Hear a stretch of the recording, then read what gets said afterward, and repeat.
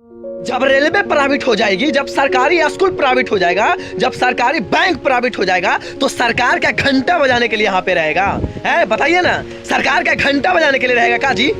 अरे साला तुम लोगों को बस चले ना तो एक दिन साला तुम लोग पार्लियामेंट का भी प्राइवेट कर दोगे, संविधान का भी प्राइवेट कर दोगे। जब साला तुम लोगों का बस चले एक दिन तो भड़वे गद्दार नेता।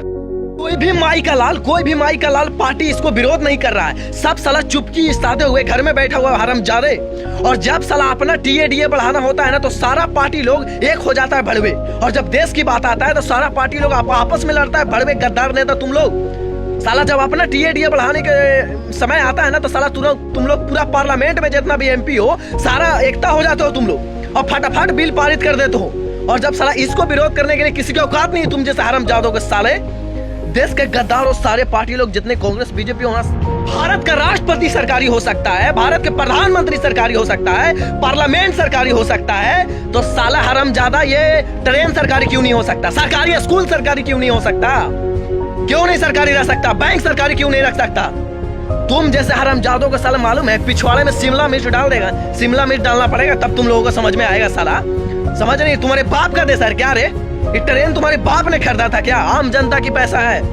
ये स्कूल जो चलता है ना सरकारी स्कूल, तुम्हारे बाप के पैसा से नहीं चलती है, ये आम जनता के पैसा से चलता है। साला तुम लोग अपना कमियां छिपाने के लिए इसे प्राइवेट कर रहे हो। तुम लोग अपना कमियां छिपाने के लिए इसको प्राइवेट कर रहे हो। प्रधानमंत्री होगा सरकारी रहेगा है? और जो साला पार्लियामेंट में जो एमपी लोग बैठते हैं उनको ड्राइवर जो है उनको गाड़ी चलाने वाला सरकारी रहेगा। तो सरकारी स्कूल सरकारी क्यों नहीं हो सकती? क्यों नहीं रह सकता? ये स्कूल सरकारी क्यों नहीं रह सकता? पूछता हूँ आपसे गद्दार भड़वे लोगों, सवाल पूछता हूँ। अरे विरोध करने वाला भड़वे कुछ का वाला नहीं लोगों, तू ओके जी के समझ में आया? साला आपको अभी मालूम नहीं है कि कोरोना वायरस के महामारी में कितना ज्यादा प्राइवेट हॉस्पिटल गर्दा उड़ा के लूट रहा है आम पब्लिक से। इसका जिम्मेदार कौन है रे? कौन जिम्मेदार है इसका? साला 25 रुपए का दवा 125 रुपए में बेचा जाता है, इसका जिम्मेदार कौन है रे? पूछता हूँ तुम जैसे भड़वे लोगों से, गद्दार लोगों से।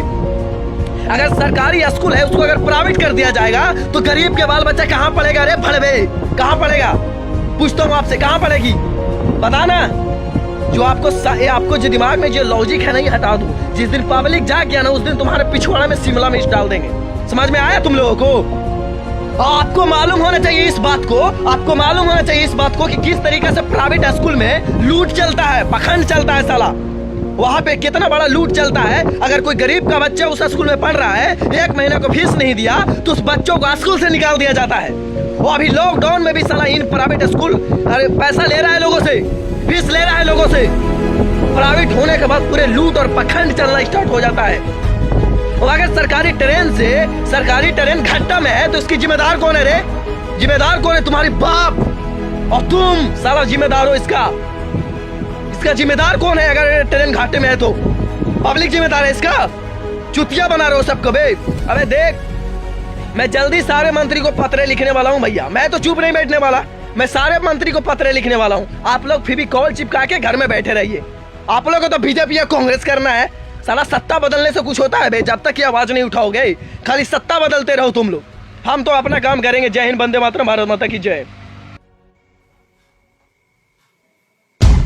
निजीकरण जब कर ही रहे, निजीकरण जब कर ही रहे तो मेरी इतनी अर्ज सुन ले। लगे हाथ संसद का भी निजीकरण कर दे। लगे हाथ संसद का भी निजीकरण कर दे।